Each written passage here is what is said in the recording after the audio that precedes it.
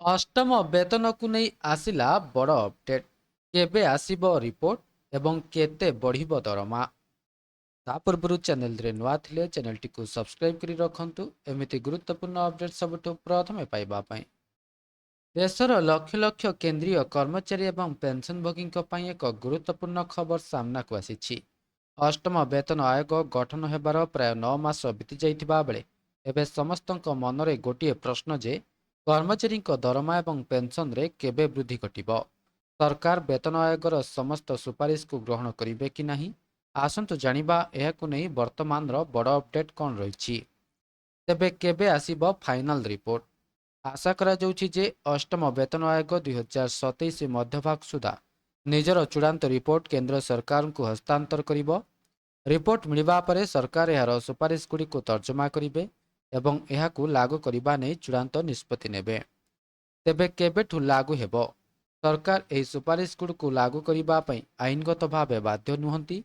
ଦେଶର ଆର୍ଥିକ ସ୍ଥିତି ଓ ରାଜକୋଷ ଉପରେ ପଡ଼ିବାକୁ ଥିବା ବୋଝକୁ ଦେଖି ସରକାର ନିଷ୍ପତ୍ତି ନେଇଥାନ୍ତି।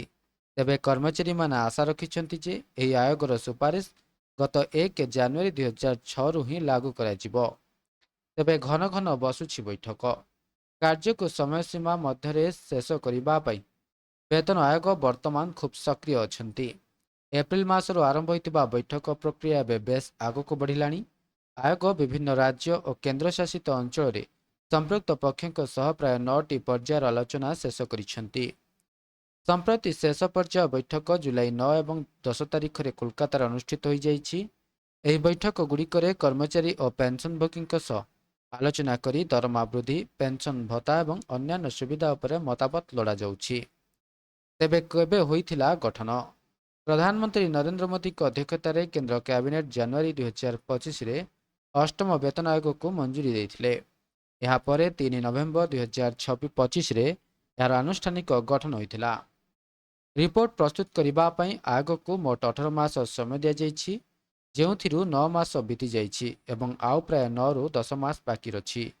ଏହି ନିଷ୍ପତ୍ତି ଦ୍ୱାରା ଦେଶର ପ୍ରାୟ 50 ଲକ୍ଷ କେନ୍ଦ୍ର ସରକାରୀ କର୍ମଚାରୀ ଏବଂ 70 ଲକ୍ଷ ପେନ୍ସନଭୋଗୀ ସିଧାସଳଖ ଉପକୃତ ହେବେ।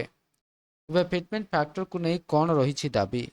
କର୍ମଚାରୀ ସଂଗଠନଗୁଡ଼ିକ ପକ୍ଷରୁ ସରକାରଙ୍କ ସାମ୍ନାରେ କିଛି ବଡ଼ ଦାବି ରଖାଯାଇଛି, ଯେଉଁଥିରେ ପୁରୁଣା ପେନ୍ସନ ଯୋଜନାର ପୁନଃ ପ୍ରଚଳନ ଏବଂ ଅଧିକ ଘର ଭଡ଼ା ସାମିଲ ହେଉଛି।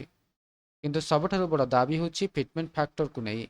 କର୍ମଚାରୀ ସଂଘ ପକ୍ଷରୁ 3.83 ଫିଟମେଣ୍ଟ ଫ୍ୟାକ୍ଟର ପାଇଁ ଦାବି କରାଯାଉଛି। ଯଦି ଆୟୋଗ ଏହି 3.83 ଗୁଣା ଫିଟମେଣ୍ଟ ଫ୍ୟାକ୍ଟରକୁ ସୁପାରିଶ କରନ୍ତି ଏବଂ ସରକାର ଏହାକୁ ଗ୍ରହଣ କରନ୍ତି, ତେବେ କର୍ମଚାରୀଙ୍କ ସର୍ବନିମ୍ନ ମାସିକ ଦରମା ବର୍ତ୍ତମାନର 18,000 ଟଙ୍କାରୁ ସିଧାସଳଖ ବୃଦ୍ଧି ପାଇ 69,000 ଟଙ୍କା ହୋଇଯିବ। ଏହା କର୍ମଚାରୀଙ୍କ ସର୍ବନିମ୍ନ ବେତନର ପ୍ରାୟ 283%ରେ ଏକ ବଡ଼ ଧରଣର ବୃଦ୍ଧି ସାବ୍ୟସ୍ତ ହେବ ବୋଲି କୁହାଯାଉଛି। ତେବେ ଏହା ଥିଲା ସମ୍ପୂର୍ଣ୍ଣ ଅପଡେଟ୍ଟି। ଭିଡ଼ିଓଟି ଭଲ ଲାଗିଥିଲେ ଭିଡ଼ିଓଟିକୁ ଲାଇକ୍ କରନ୍ତୁ, ସେୟାର କରନ୍ତୁ ଏବଂ ଚ୍ୟାନେଲଟିକୁ ସବସ୍କ୍ରାଇବ୍ କରିବା ପାଇଁ ଭୁଲନ୍ତୁ ନାହିଁ।